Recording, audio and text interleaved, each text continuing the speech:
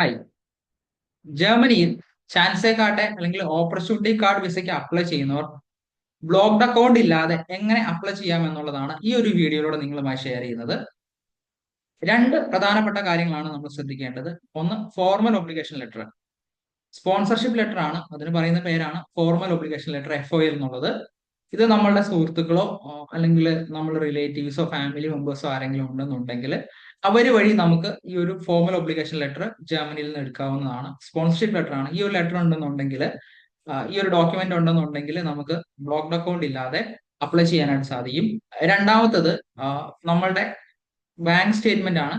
ഈ ഒരു bank statement current bank statement, current account ആയിരിക്കണം. അതുപോലെ തന്നെ നമ്മൾ 3 ഇയർ ITR ഫയൽ ചെയ്യുന്ന ആളായിരിക്കണം. ഏറ്റവും കുറഞ്ഞത് 11 ലാക്സ് എങ്കിലും ട്രാൻസാക്ഷൻസ് കാണിക്കാൻ പാകത്തിനുള്ളതായിരിക്കണം. അങ്ങനെയാണെങ്കിൽ മാത്രമാണ്, ഫൈനാൻഷ്യലി സ്റ്റേബിൾ ആയിരിക്കണം. സ്റ്റേബിൾ ആണെന്നുണ്ടെങ്കിൽ മാത്രമാണ് എംബസി നമ്മളുടെ ഈ ഒരു അക്കൗണ്ട് വെരിഫൈ ചെയ്തിട്ട് നമുക്ക് വിസ ഗ്രാന്റ് ചെയ്യാനുള്ള ഒരു കാര്യങ്ങൾ നമുക്ക് ഉണ്ടാവുകയുള്ളൂ. സോ ഈ ഒരു കാര്യങ്ങൾ ശ്രദ്ധിച്ചാൽ ബ്ലോക്ക്ഡ് അക്കൗണ്ട് ഇല്ലാതെ നമുക്ക് വിസയ്ക്ക് അപ്ലൈ ചെയ്യാനായിട്ട് സാധിക്കും. ഇന്നത്തെ ഒരു വീഡിയോ നിങ്ങൾക്ക് പ്രയോജനപ്പെട്ടുവെങ്കിൽ ഫോളോ ചെയ്യുക. കൂടുതൽ വിവരങ്ങൾക്ക് ഞങ്ങളെ കോൺടാക്ട് ചെയ്യാവുന്നതാണ്. Thank you.